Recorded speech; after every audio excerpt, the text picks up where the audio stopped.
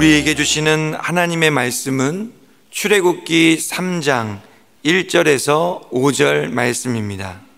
모세가 그의 장인 미디안 제사장 이드로의 양떼를 치더니 그 떼를 광야 서쪽으로 인도하여 하나님의 산 호렙에 이르매 여호와의 사자가 떨기나무 가운데로부터 나오는 불꽃 안에서 그에게 나타나시니라. 그가 보니 떨기나무에 불이 붙었으나 그 떨기나무가 사라지지 아니하는지라. 이에 모세가 이르되 내가 돌이켜 가서 이 큰 광경을 보리라. 떨기나무가 어찌하여 타지 아니하는고 하니 그때에 여호와께서 그가 보려고 돌이켜 오는 것을 보신지라. 하나님이 떨기나무 가운데서 그를 불러 이르시되 모세야 모세야 하시매 그가 이르되 내가 여기 있나이다. 하나님이 이르시되 이리로 가까이 오지 말라. 내가 선 곳은 거룩한 땅이니 내 발에서 신을 벗으라. 아멘.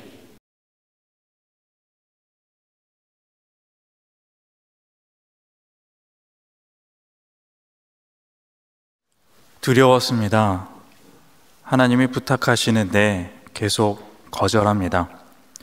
무엇이 그렇게 두려웠을까요?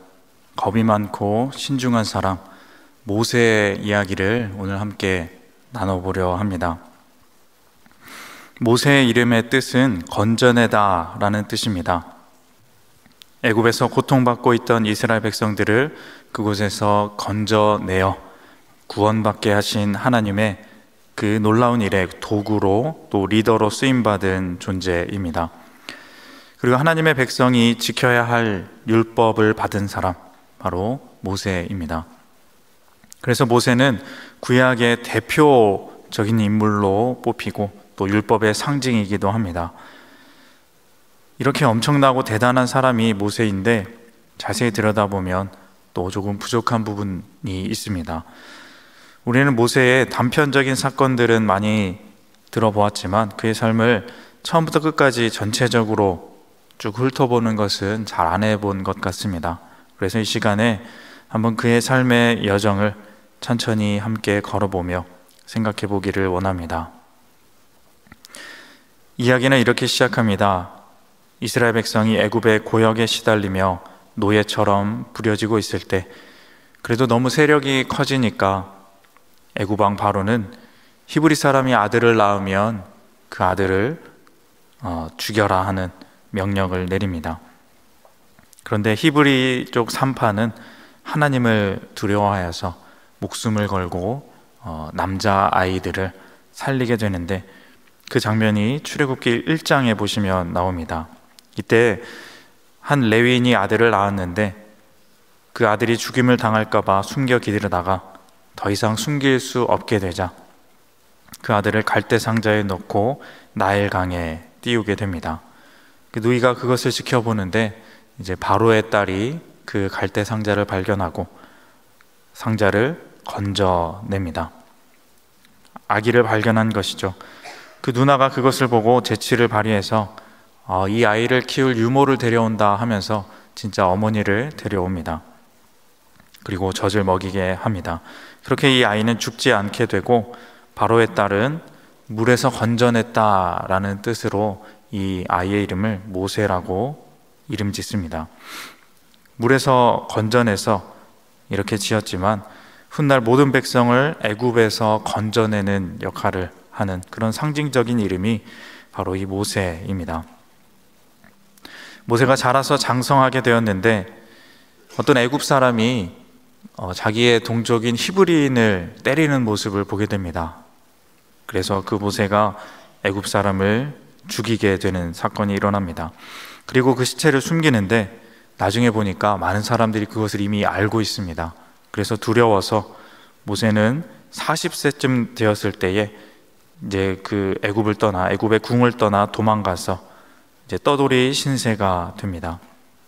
미디안 광야에 있다가 그 땅의 한 우물에서 미디안 제사장의 딸을 만나게 되고 그 딸과 결혼하게 됩니다. 그렇게 광야에서 40년을 보내고 모세가 이제 80세쯤 되었을 때 이제 오늘의 본문 이야기가 시작이 됩니다. 모세는 양을 치고 있었습니다.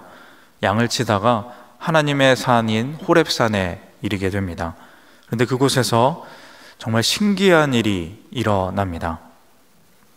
평생에 보지 못했던 놀라운 일, 떨기나무에서 불이 붙었는데 나무가 타지 않고 사라지지 않고 그대로 있는 그 광경을 모세가 목격하게 됩니다.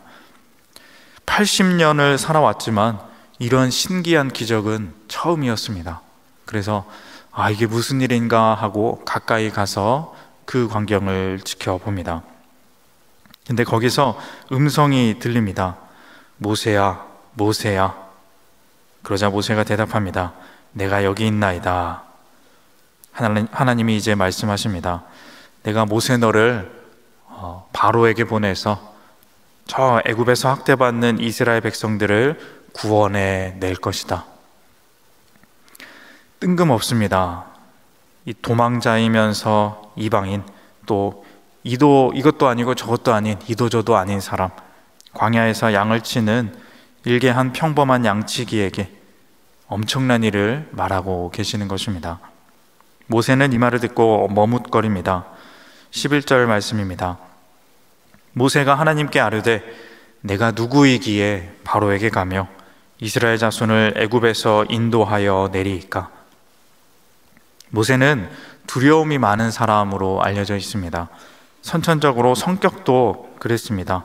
적극적이기보단 수동적이고 또 나서기를 꺼려하며 또 이제 앞에서 나서는 것보단 뒤에서 도와주는 것을 좋아하는 것 같은, 앞에서 리더로 이끄는 것은 잘 못하는 사람입니다. 겁이 많습니다. 그래서 모세는 하나님께 부정적인 말을 합니다. 내가 누구인데 갑니까? 그러니까 12절에 하나님이 이렇게 말씀합니다. 하나님이 이르시되 내가 반드시 너와 함께 있으리라. 내가 그 백성을 애굽에서 인도하여 낸 후에 너희가 이 산에서 하나님을 섬기리니 이것이 내가 너를 보낸 증거니라. 내가 반드시 너와 함께 있으리라.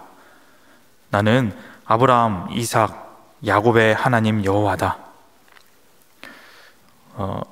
내가 너희를 애굽에서 구원해 낼 것이다. 이렇게 말씀합니다.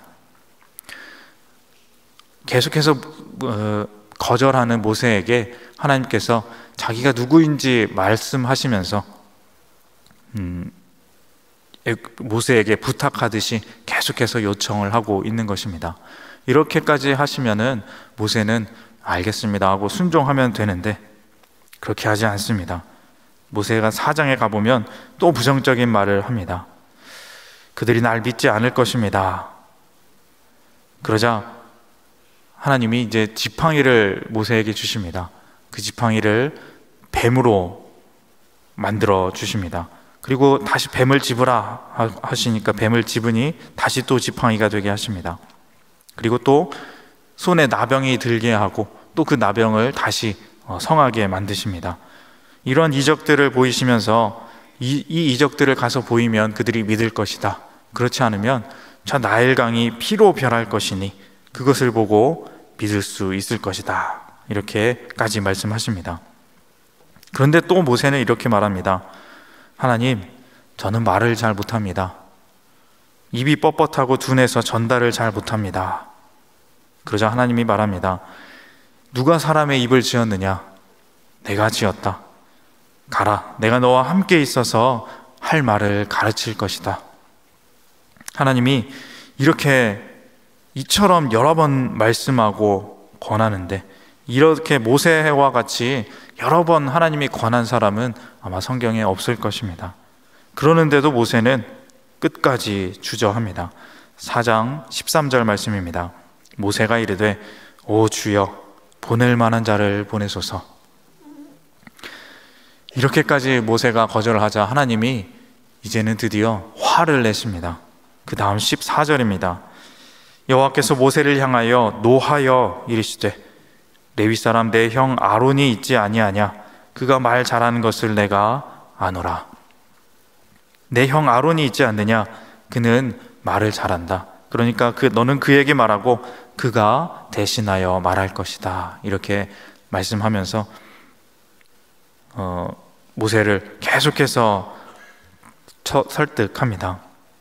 한 번, 두 번, 세 번, 네 번, 다섯 번 거절한 끝에 하나님이 화를 내시니까 그제서야 어쩔 수 없이 하나님 말씀대로 모세가 움직입니다. 화를 안 내셨으면 계속 거절했을지도 모릅니다. 모세는 왜 이렇게 거절을 많이 했을까요? 단순히 그의 성격 문제일까요? 정말 하기 싫어도 하나님이 이렇게 말씀을 하시는데 이렇게까지 거절할 이유가 있을까요? 그런데 이상한 것은 모세의 모습을 나중에 보면 그렇게 소극적인 사람도 아닌 것이 드러납니다. 담대할 땐 담대하고 화를 낼 땐 화낼 줄도 알고 또 말도 못하지 않습니다.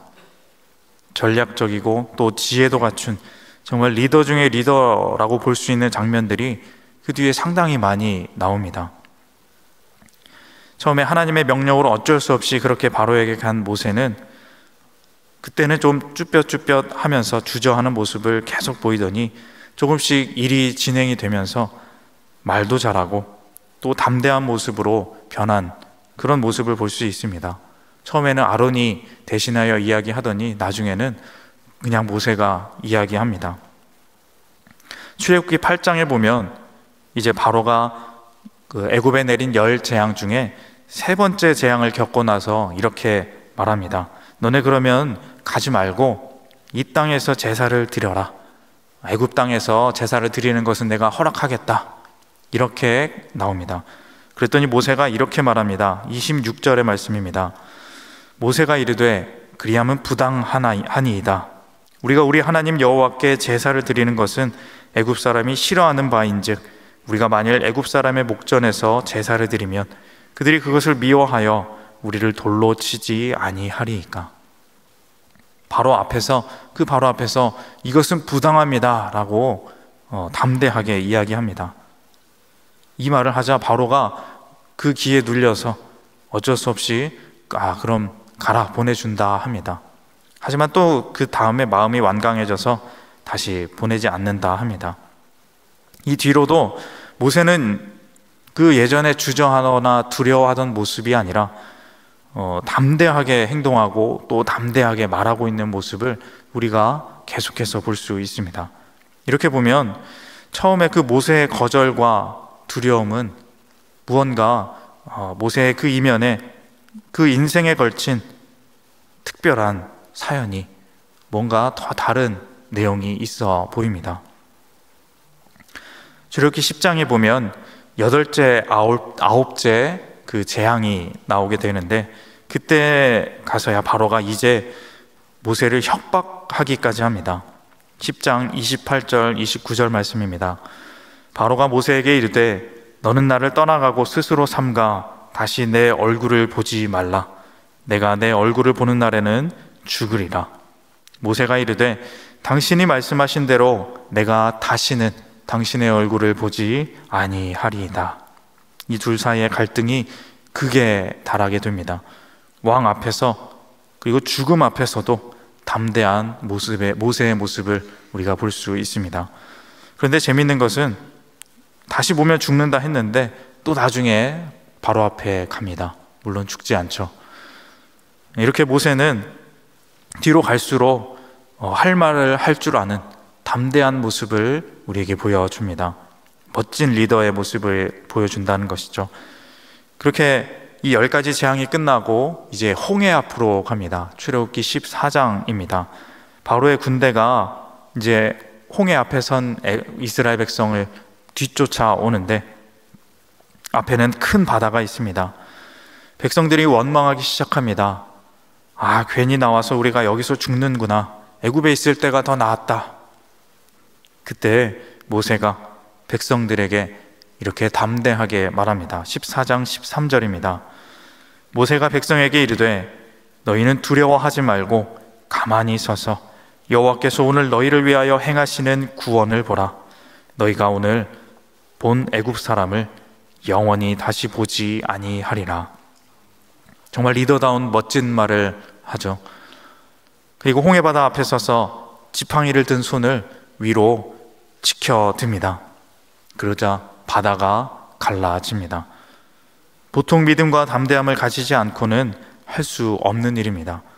모세는 능력이 없는 사람이 아니었습니다. 말도 못하지 않습니다.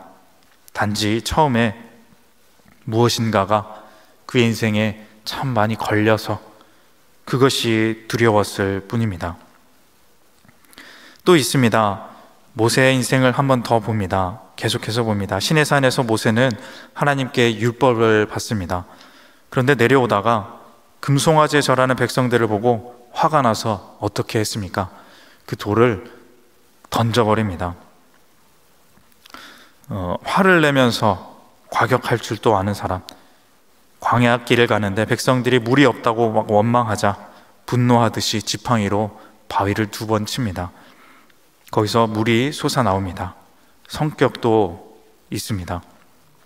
이 실수로 인해서 모세는 가나안 땅에 들어가지 못하게 됩니다. 하지만 그렇게 하나님의 능력을, 이적을 행할 수 있는 사람, 말씀을 받고 이 모든 출애굽과 구원의 일의 지도자로 쓰임받았던 대단한 사람입니다.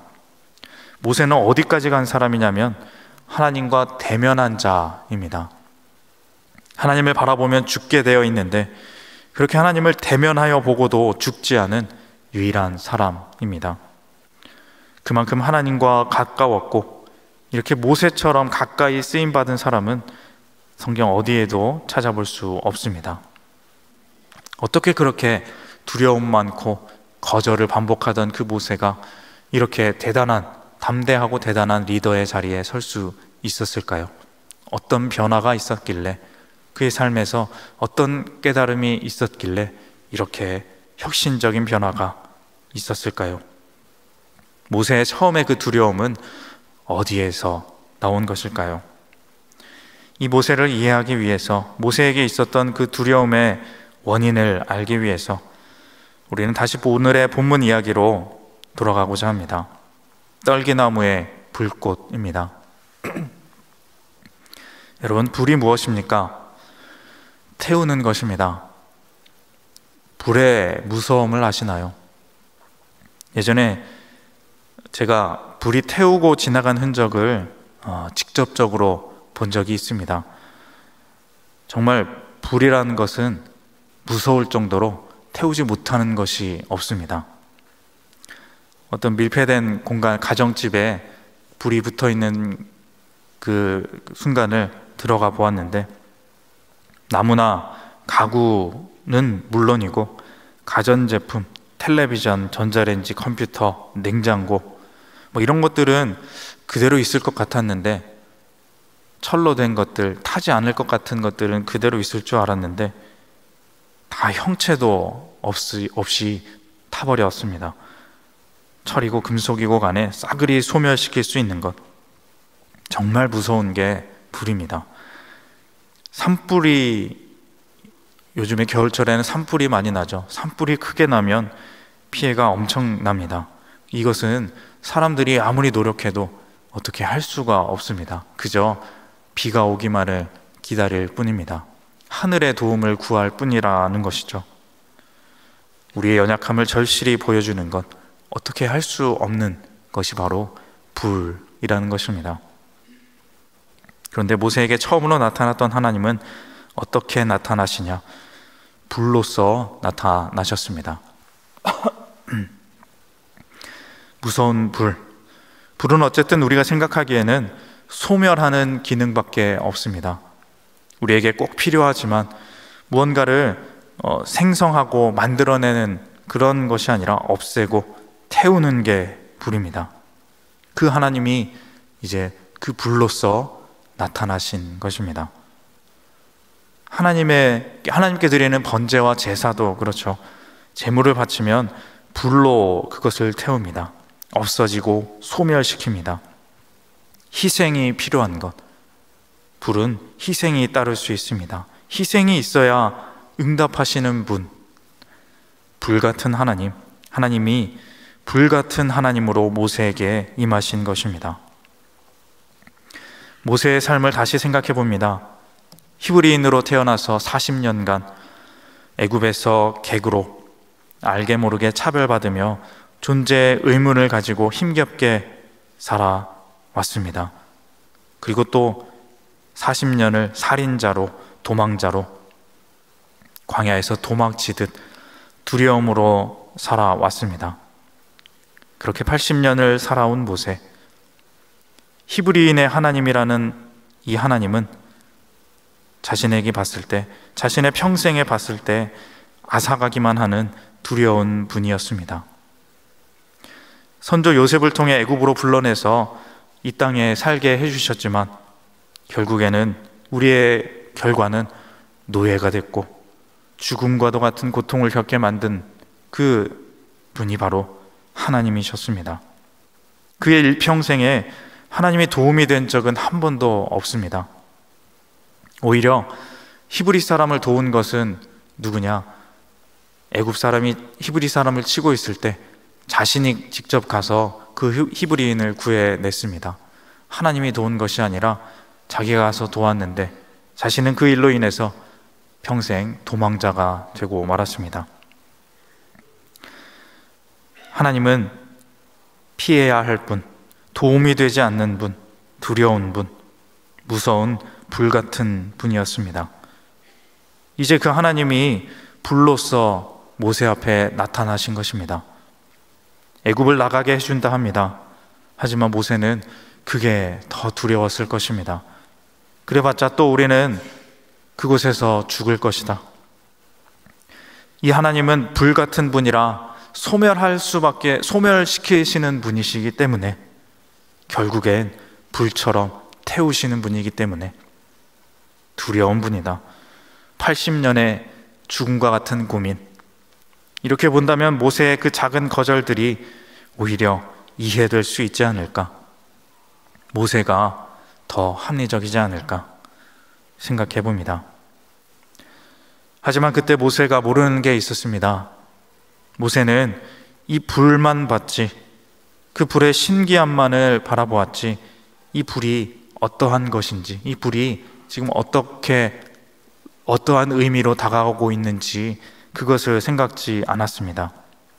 자세히 보면 이 불은 붙었는데, 그 타기 쉬운 떨기 나무에 붙었는데 이 나무는 타고 있지 않았습니다. 맞습니다. 하나님은 불꽃같이 무서운 분이십니다. 뜨거운 불 자체이시지만 우리의 상식을, 생각을 뛰어넘는 분이십니다. 세상의 불은 오로지 태우기만 하지만, 두렵기만 한 존재이지만 우리 하나님은 놀랍게도 불인데 살리는 불이라는 것입니다. 모세는 그걸 처음에 몰랐습니다. 하나님의 본성을, 하나님의 진짜 모습을 몰랐던 것입니다. 하지만 시간이 지나고 하나님의 이스라엘 백성을 아끼고 사랑하신다는 것을 점점 느끼며 모세는 신뢰하게 됩니다. 애굽 사람들은 재앙에 머무르게 하고 이스라엘 백성은 구원하시는 그 사랑의 불꽃의 의미를, 하나님께서 우리를 어떻게 구원하시는지 하나님의 그 진짜 구원의 모습을 알게 되는 것입니다. 그리고 그 구약의 구원의 상징인 이 출애굽이라는 구원, 이 건져냄의 확신을, 자신을 사용하여서 이스라엘 백성을 건져낼 것이라는 그 확신을 갖게 되는 것입니다. 당당히 그 일을 이뤄냅니다.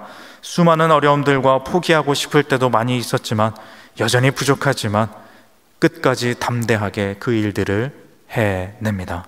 목숨 바쳐서 해냅니다.